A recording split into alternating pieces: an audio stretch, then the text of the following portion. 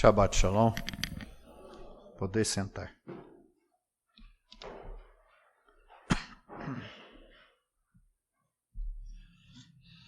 E vamos ver então essa paraxá de hoje, paraxá de número 36, Bealoterra, que começa no capítulo 8. Nós sempre lemos de acordo com o ciclo, mas na verdade a paraxá começa no capítulo 8º.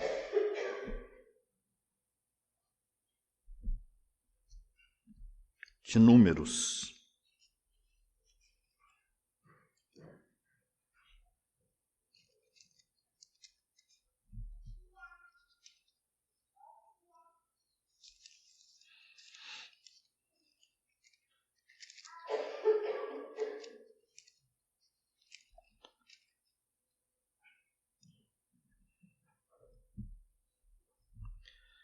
Nós temos aqui começo dessa paraxá, falando aqui da consagração dos levitas.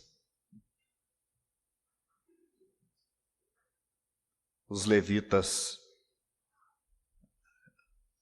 fazem parte de uma tribo que foi separada por Deus para servi-lo no santuário.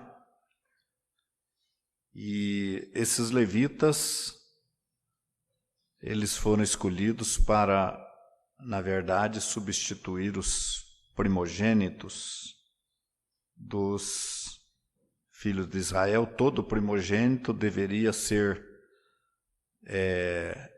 um levita, deveria ser apresentado para servir a Deus no serviço do seu tabernáculo, mas Deus deixou isso, liberou isso para os filhos de Israel, desde que eles fizessem uma contribuição sacerdotal de resgate ao primogênito, chamada de Pidyon Haben. Então todo israelita, toda a família israelita, o primeiro filho, para que ele não tivesse a obrigação de ficar ao serviço de Deus, era pago então o resgate ao Cohen ou a Arão, em resgate desse primogênito. E então os levitas, a tribo de Levi, foi escolhida por Deus para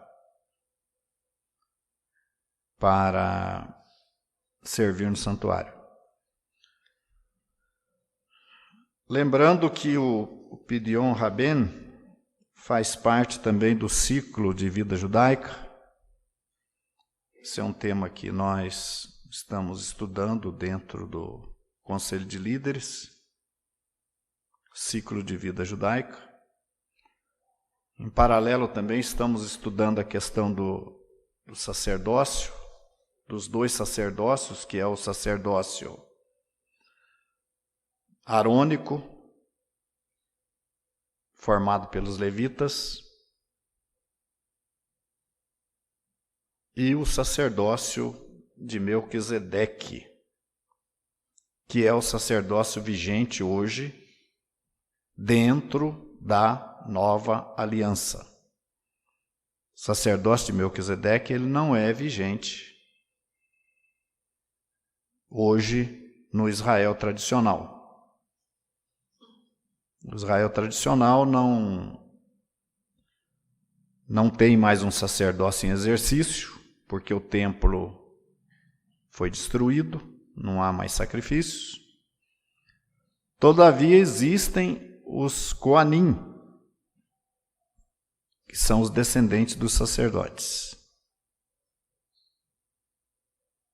Um pouco difícil de se comprovar quem é um Cohen ou não, Mas esse acaba sendo um problema porque dentro da comunidade de Israel se faz ainda a cerimônia do Pidyon Haben. Então, na comunidade de Israel tradicional, há que se identificar um Cohen, quem é Cohen, e fazer esta cerimônia de Pidyon Haben, 31º dia do nascimento da criança, do menino,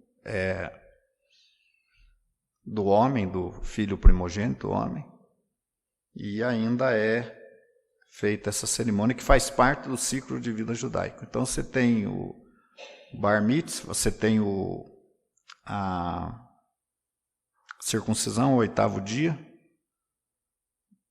válida para todos os meninos, e depois você tem o Pidyon Haben, válido apenas para o primogênito. E depois vem aí o Bar Mitzvah, casamento judaico, enfim, funeral, enfim, faz parte do ciclo de vida judaica. E para a mulher tem o Simchat Bat, que é feito no 15º dia do nascimento da menina, que faz parte também do ciclo de vida judaico tradicional. E você tem depois o Bat Mitzvah, aos 12 anos de idade para ela, e aí vem o casamento e as outras coisas. Então, essa primeira parte da Parashá, ela trata também desse resgate do primogênito e de que foi passado para o levita, então, essa função. Tá? Então, como eu estava dizendo, nós estamos estudando, nos aprofundando, em como vamos, considerando que nós somos israelitas da Nova Aliança, nós fazemos parte da comunidade de Israel, dos eleitos,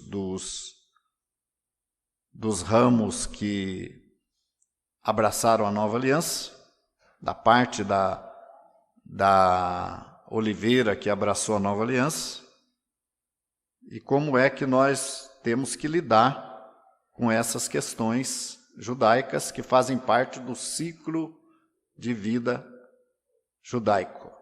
Né? Bom, não vou me aprofundar nesse assunto, porque é um assunto bastante extenso, mas que nós estamos estudando, uma vez que entendemos haver os dois ramos da oliveira, um representando o Israel que abraçou a Nova Aliança e o outro Israel que não abraçou a Nova Aliança.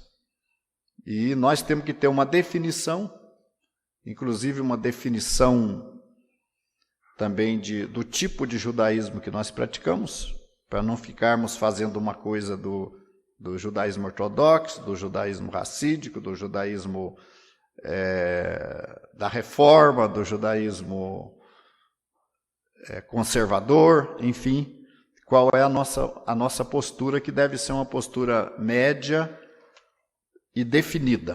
Né? Então, dentro do nosso processo de Techuvá, nós estamos também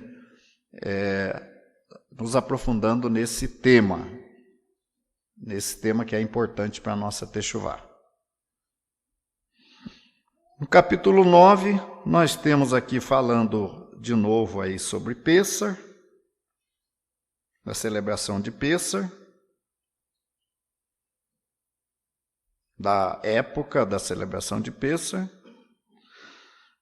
fazendo menção também, a partir do versículo 6, 9, a partir do versículo 6, daqueles que, por um motivo de impureza, não podiam celebrar Pêssar, que também é uma coisa que nós estamos estudando, também dentro do nosso ministério, uma definição bem clara e coerente sobre o que é a impureza por um morto, como é que ela deve ser feita, a purificação,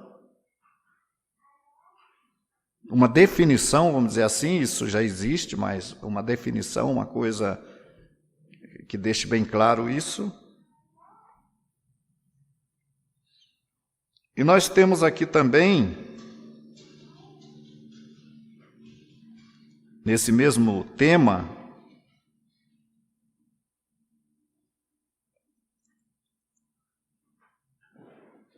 versículo 10 diz assim: fala aos filhos de Israel, capítulo 9, verso 10, fala aos filhos de Israel dizendo: quando alguém entre vós, ou entre as vossas gerações, for imundo por um corpo morto, ou se achar em jornada longe de vós, contudo ainda celebrará o Pêssar.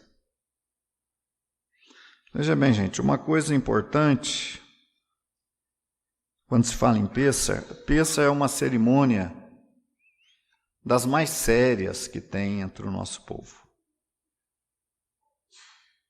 Não é uma cerimônia que você pode cumprir ou não cumprir. É um mandamento muito sério. Tanto é que nesse capítulo fala que se alguém estivesse impuro, ritualmente impuro, por haver tocado em algum morto,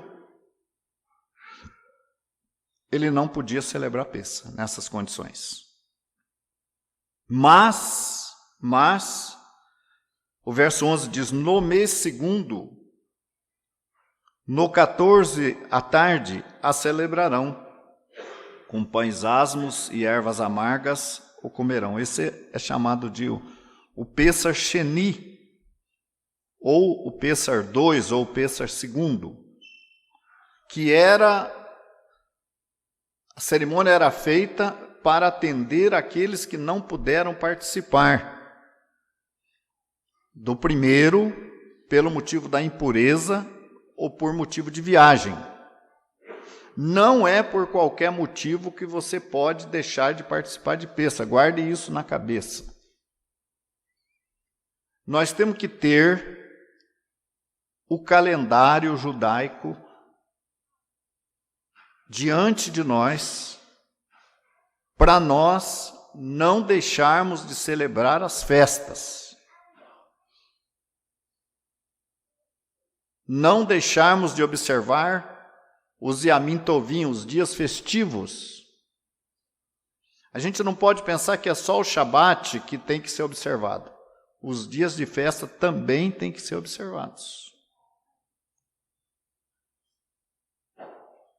E para que a gente observe os dias de festas, nós temos que estar a par do calendário.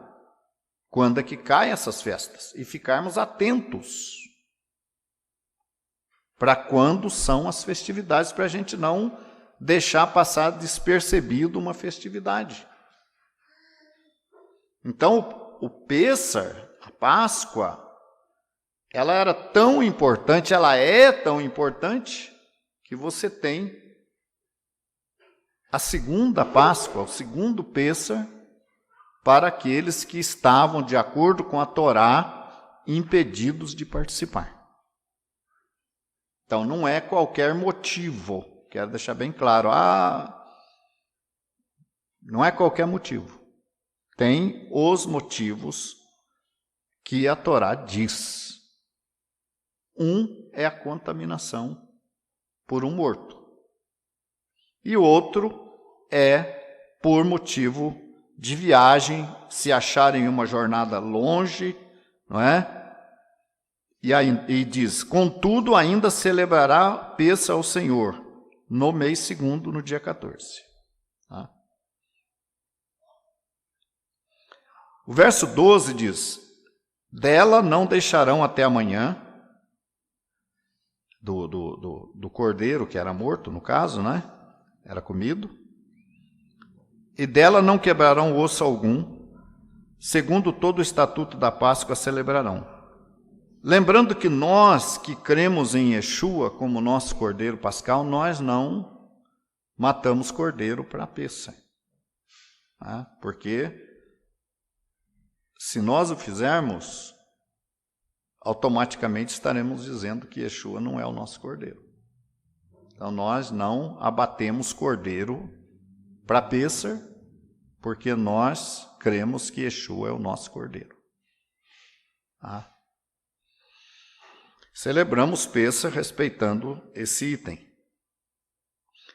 Quando, porém, verso 13, um homem for limpo e não estiver de caminho, viajando, no caso, e deixar de celebrar a Páscoa, tal alma do seu povo será extirpada. Por isso que eu falo da gravidade. Se você não está impuro e não estiver numa viagem longa, pode haver um outro motivo, por exemplo, você está internado no hospital e não possa sair do hospital.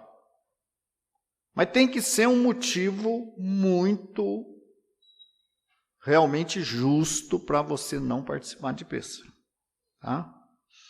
Porque se a pessoa não estiver impedido dessas coisas, por essas coisas, e ele não participar, tal alma será extirpada do povo, será excluída do povo.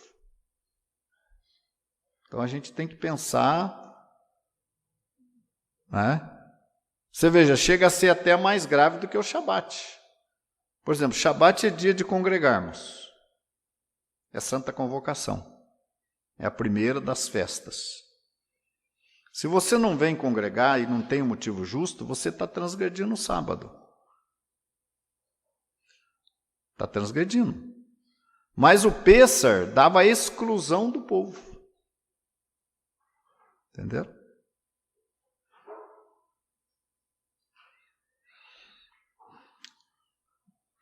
Tal homem levará o seu pecado. E quando um estrangeiro peregrinar entre vós e também celebrar Pêssar ao Senhor, segundo o estatuto do Pêssar, segundo o seu rito, assim celebrará. O mesmo estatuto haverá para vós, assim para... No caso, esse estrangeiro é um estrangeiro convertido. É um prosélito, é um ger. Não é um estrangeiro que não faz parte do povo, ele não pode celebrar Pêssar. Ele não pode. Ele não deve celebrar.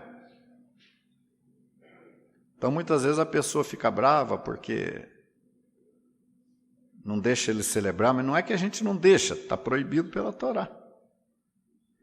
Não pode. Então, aí no nosso caso,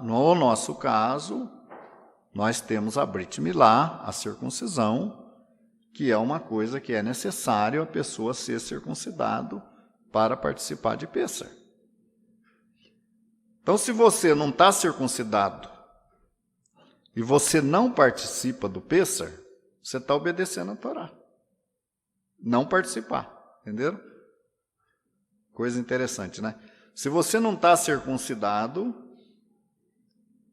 e você não participa do Pêssar, você está cumprindo a Torá. Agora, se você insistir, não, mas eu quero participar, aí você vai transgredir. Porque você, na condição de não estando circunciso, você não pode participar de Pêssar. Aí você transgride. E se você é circuncidado, é membro da comunidade e não participa de Pêssar, você está transgredindo também. Aquele que não é circuncidado não transgride, porque não participa, mas você transgride porque você é parte do povo. Entenderam?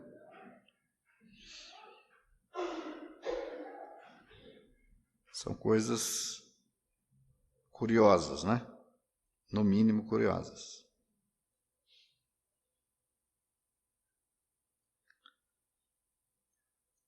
Vamos ver o que mais nós podemos comentar. Nós temos aqui também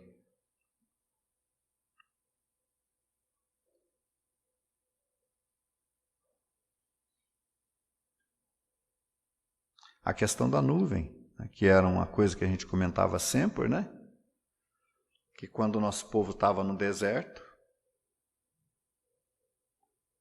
quando a nuvem parava, eles montavam todo o acampamento, montavam todo o Mishkan, enfim.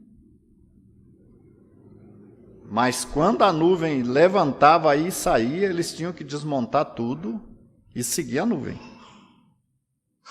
Essa era a ordem. E uma coisa curiosa nisso aqui é que não tinha tempo certo para a nuvem parar ou sair.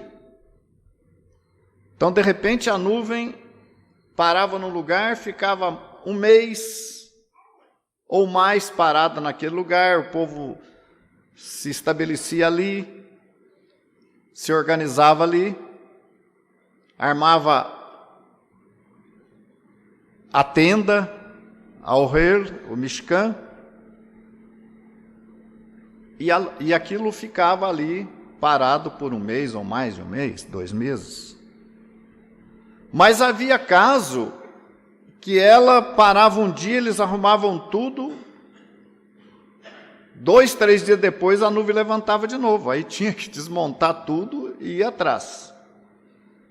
Isso mostra também a disponibilidade que o povo de Israel tinha para não questionar Deus. Não, mas agora parou um dia só, 2, tem que desmontar isso tudo de novo aqui. Tinha todo aquele trabalho, era tudo, o serviço era distribuído, quem fazia isso, quem fazia aquilo, então todo mundo se empenhava, trabalhava, montava tudo ali, daqui a pouco, no dia seguinte, a nuvem levantava, pronto, tinha que desmanchar tudo.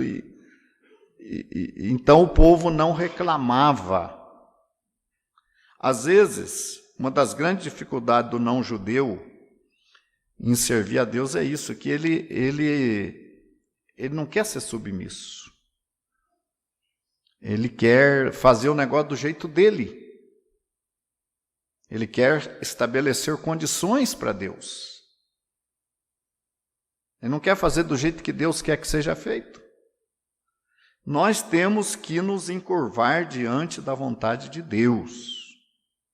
Não interessa o que eu quero, interessa o que Deus quer e ponto final.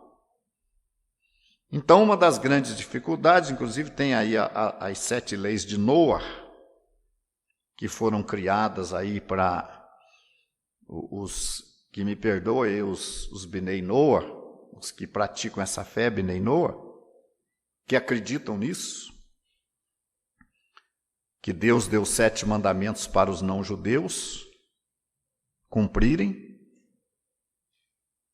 e que, através do cumprimento desses 7 mandamentos, eles vão herdar o reino vindouro. Então, imagine você, Deus deu 613 mandamentos para o povo de Israel, de acordo com a definição rabínica, são 613. No nosso caso, são mais de 613, porque temos os mandamentos dentro da nova aliança, mas que na verdade não são 613, porque os 613 mandamentos não são cumpríveis hoje, nos dias atuais. Desde a destruição do templo, aí já um tanto de mandamentos deixou de ser cumprido, porque não tinha como cumprir mais. Uma coisa era com o povo lá na terra, tudo, se cumpria tudo, depois com a destruição do templo, paralisou o sacerdócio, então muitos mandamentos se tornaram impossíveis de serem cumpridos. Mas os cumpríveis, o povo de Israel cumpre. E os cumpríveis para nós acabam sendo um pouco mais do que até o que o povo de Israel cumpre por causa dos mandamentos da nova aliança.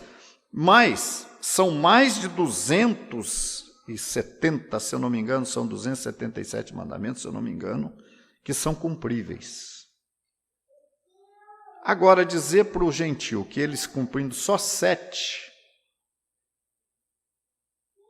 que ele vai entrar no reino, igual qualquer um outro israelita que cumpre, os cumpríveis, os 277 cumpríveis, salvo engano da minha parte. Isso é um absurdo. Eu conversava com uma pessoa que se diz Bnei Noah, e ele falou que o único mandamento que ele não pode cumprir é o sábado. Sábado ele não pode cumprir.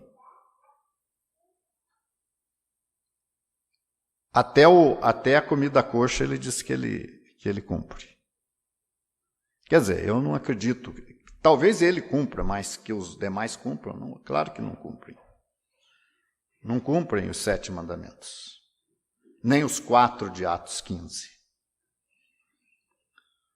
Mas ele disse que o sábado ele não pode cumprir. Porque o sábado é específico entre Deus e os judeus. E nesse ponto ele está certo. O sábado é um mandamento específico. Mas não é só o sábado que é específico. O sábado, as leis alimentares são mandamentos específicos. A pureza familiar são mandamentos específicos para o povo judeu. Não é só o sábado que é específico. Mas ele disse que é só o sábado. Mas não é. Praticamente quase que toda a Torá é específica para o povo de Israel hoje. Então,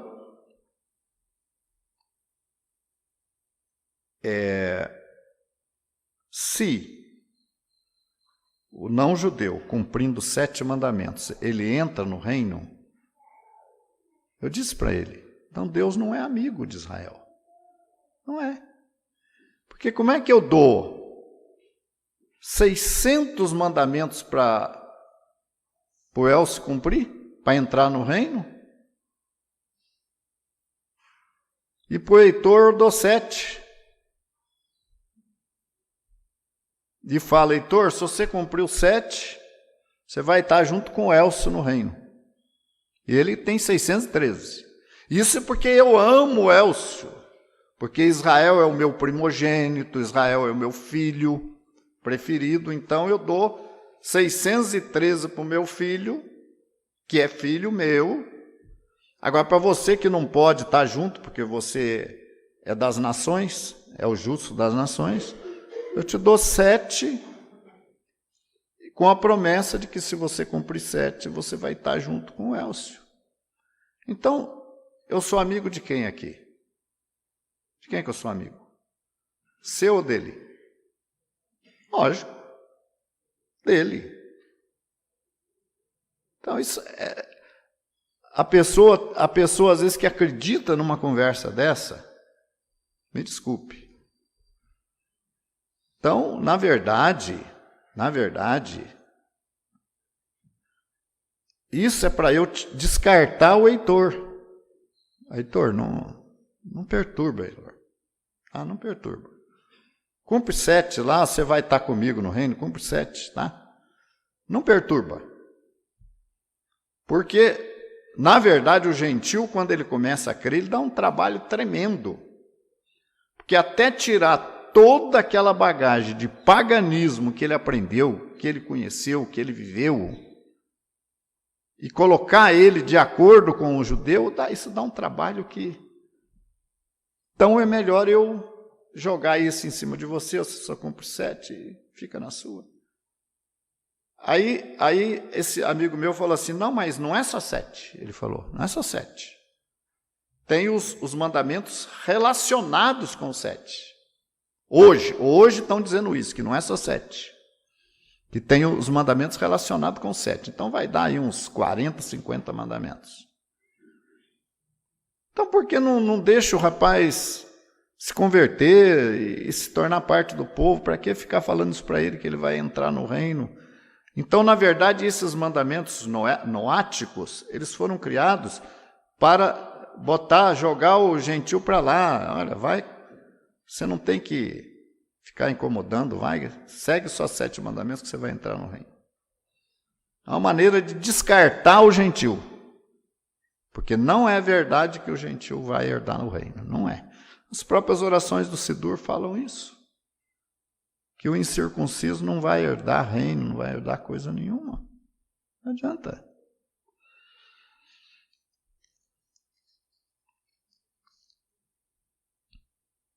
Bom, nós temos aqui também aquela questão da carne, da rebeldia do povo que queria comer carne no deserto, né? E depois, nós temos um detalhe importante aqui, que está no capítulo 11.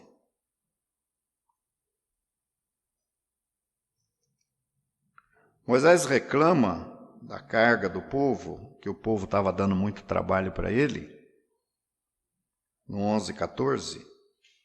Eu só não posso levar a todo este povo, porque está muito pesado para mim.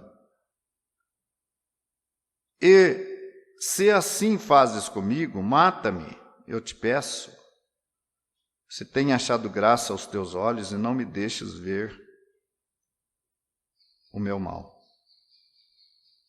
E disse o Senhor a Moisés: ajunta-me 70 homens dos anciãos de Israel, de quem sabe que são anciãos do povo, e seus oficiais, e os trarás perante a tenda da congregação, e ali se porão contigo. Você veja bem alguns critérios aqui para a escolha dos auxiliares de Moisés, que fossem os anciãos do povo, né? E o verso 17, para ajudar Moisés no caso, né? O verso 17 diz: então eu descerei e ali contigo, e tirarei do espírito que está sobre ti, e porei sobre eles, e contigo levarão o cargo do povo, para que tu só não o leves. A minha pergunta é o seguinte: se Deus escolheu 70 homens para ajudar Moisés a cuidar do povo, isso prova uma coisa, que a gente nunca deve trabalhar sozinho. Sozinho, não. Gente, internautas, não andem atrás de franco-atiradores que tem por aí, mercenários. É muito importante, quando você encontrar uma pessoa que está ensinando, dizendo que ensina, pergunta quem está com ele. Me fala um pouco do seu conselho, quantas pessoas, quantos líderes, quem está com você? Então, mesmo Moisés no deserto, ele precisou de ter gente com ele para ajudá-lo. Lá no meio, entre os amalequitas, quando Moisés levantava as mãos, o povo de Israel vencia os amalequitas, né? Mas quando as mãos de Moisés cansavam, ele já não conseguia ficar mais com as mãos erguidas, ele baixava as mãos, os inimigos venciam o povo. Isso é uma coisa simbólica também. Que o líder não pode baixar as mãos. Se ele abaixar, os inimigos vencem. Aí então vieram 2 homens, Arão e Ur, e seguraram o braço de Moisés. Sentaram Moisés em cima de uma pedra e seguraram os 2 braços de Moisés erguidos, e aí o povo de Israel venceu a batalha. Isso significa que uma pessoa sozinha não pode conduzir o povo. Mesmo que ele tenha um chamado de Deus, como Moisés teve. Mas Moisés, o próprio Jetro diz, sozinho tu desfalecerás. É preciso ter o apoio. Então isso traz uma segurança na multidão de conselheiros da sabedoria. Você tem que se aconselhar. Você tem que ter pessoas do seu lado que tenham temor a Deus, que estejam preocupados com a vontade de Deus, para te ajudar, para que você conduza o povo de uma maneira sábia. Agora tem mais um detalhe aqui que eu gostaria que vocês atentassem.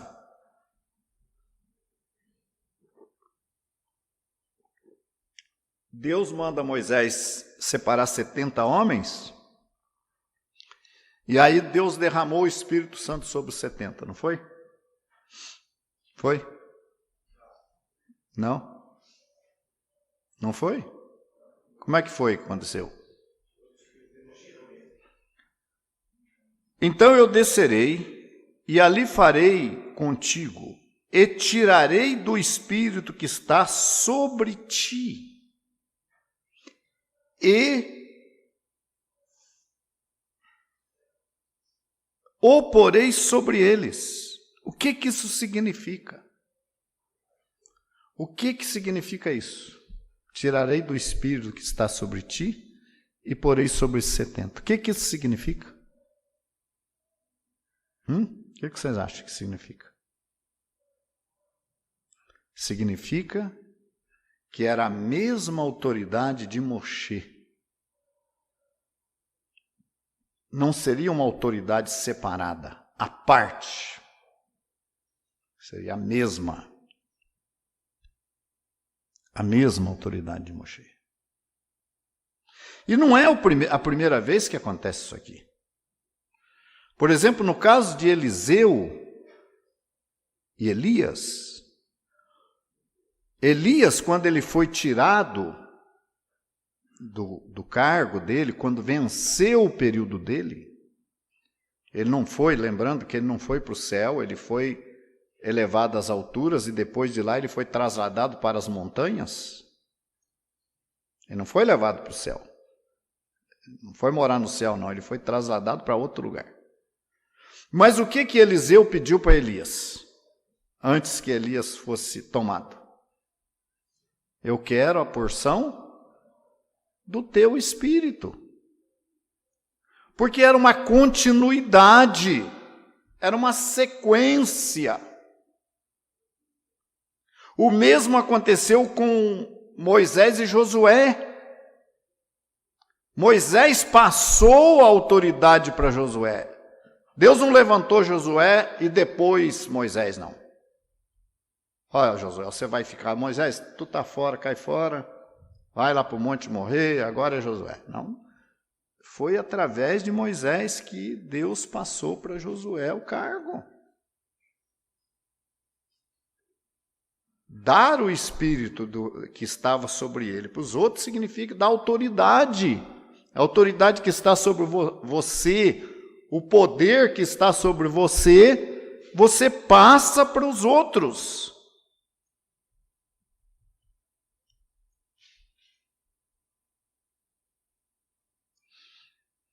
Então eu descerei e ali falarei contigo, e tirarei do espírito que está sobre ti, e o porei sobre eles, e contigo levarão o cargo do povo, para que tu só não o leves. Então eu quero repetir, andar atrás de uma pessoa só é dar um tiro no pé. Tem muita gente aí fora quebrando a cara por causa disso. For atrás de um. É natural. A gente pega simpatia por uma pessoa, amizade, mas a gente tem que vigiar, gente. Tem que vigiar. Por isso o conselho é importante. O conselho é a nossa segurança.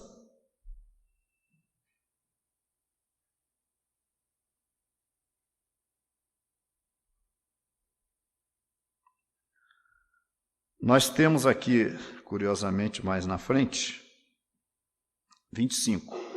Então o Senhor desceu na nuvem e lhe falou, e tirando do espírito que estava sobre ele, sobre Moisés, o pôs sobre aqueles 70 anciãos. E aconteceu que, quando o espírito repousou sobre eles, profetizaram, mas depois nunca mais. Então Deus cumpre o que ele falou, né?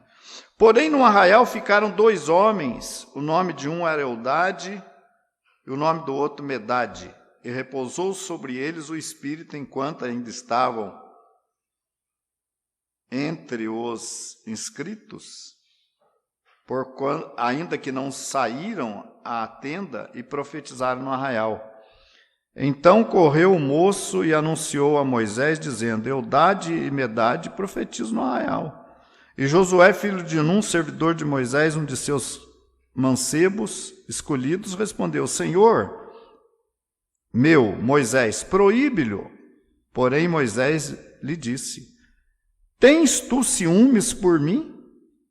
Oxalá que todo o povo do Senhor fosse profeta, que o Senhor lhe desse o seu espírito. Isso aqui é uma profecia, isso aqui. Com o que nós podemos ligar isso aqui? Então veja, os 70 estavam ali, Deus concede o espírito de Moisés, passa para eles, profetiza, aí alguém vem e fala, tem mais 2 lá, que também estavam inscritos para fazer parte, mas não vieram, ficaram lá no arraial. E eles estão profetizando lá. Vou lá e proíbo. Gente, nós precisamos deixar de achar que somos só nós os privilegiados. A gente precisa acreditar que Deus pode mandar outras pessoas profetizar também. Não é só nós. Tem uma pessoa profetizando lá, não. Tem. Eu quero saber o que ele está profetizando. Quem é ele? E Deus falou, você está com ciúme, me parece que é Yehoshua aqui, né? Você está com ciúme deles, dos 2. Oxalá todo o povo do Senhor fosse profeta. O que isso aqui faz referência? O que vocês acham? Né? Para nós é o quê? Tá, todo o povo fosse profeta. Quem falou aqui? Então, mas isso aqui faz referência ao quê? Isso aqui é uma profecia. Deus pensou que se todo o povo fosse profeta era bom. Não pensou? Quando é que isso aqui se concretizou?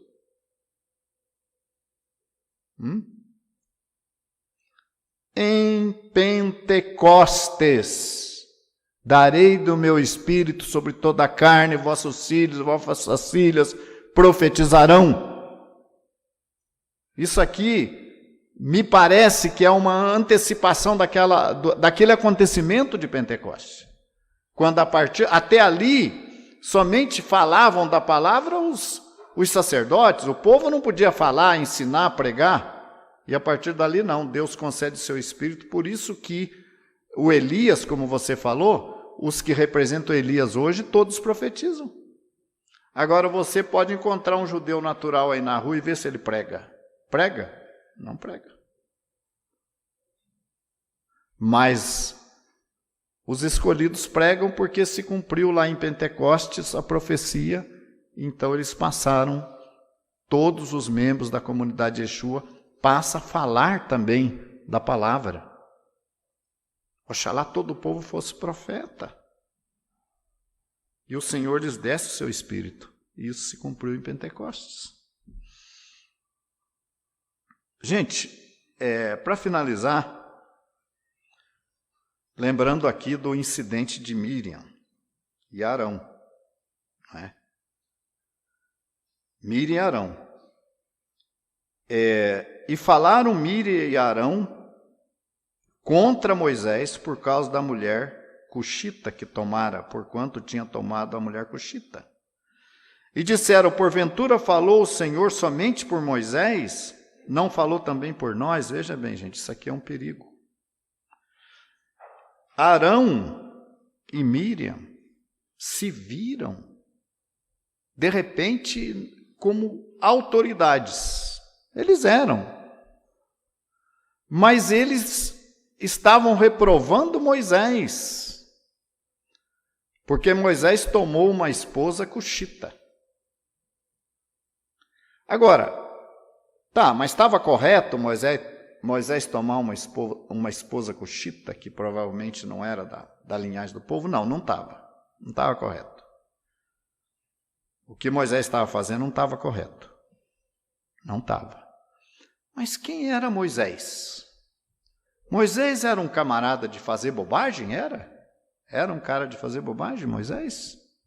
Cara que vivia fazendo bobagem? Era. Quem era Moisés? Quem era ele? Aí, quando eles falam de Moisés, eles falam isso porventura. Falou o Senhor somente por Moisés? Não fala por nós, não? Não fala por mim, Miriam? Não fala por meu irmão Arão? É somente pelo nosso irmão Moisés? Mas quem era Moisés? Contra quem eles estavam falando? Contra quem? Não era contra o irmão Moisés.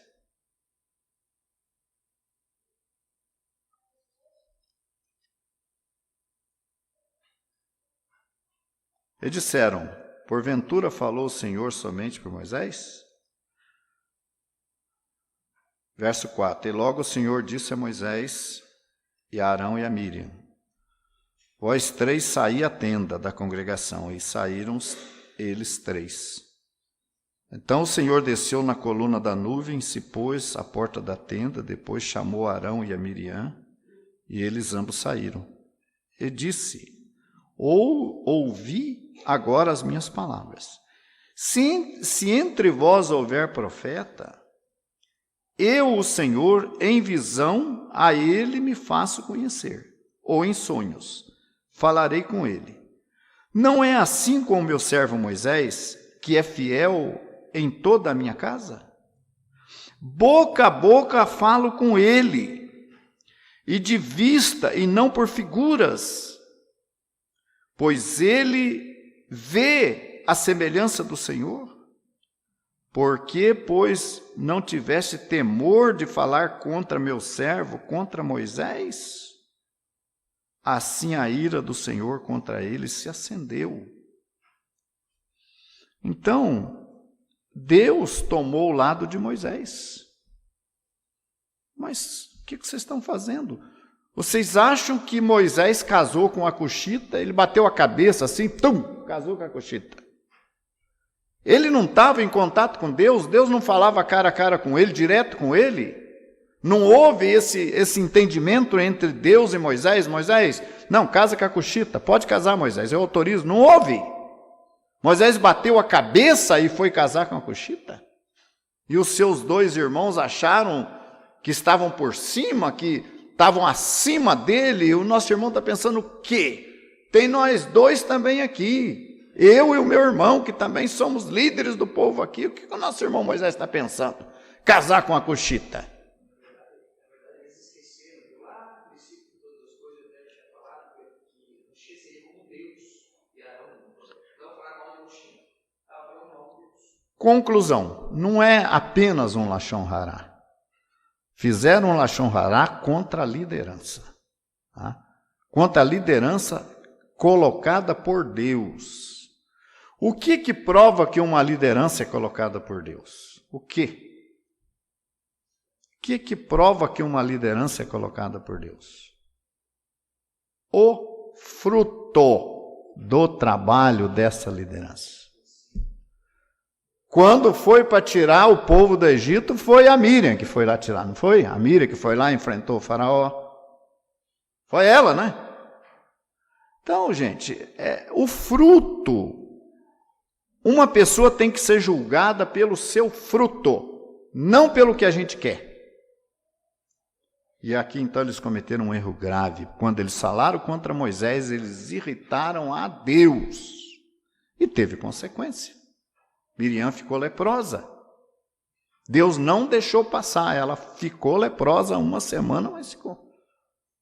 Pela aquela bobagem que ela tinha feito. Foi afastada, né?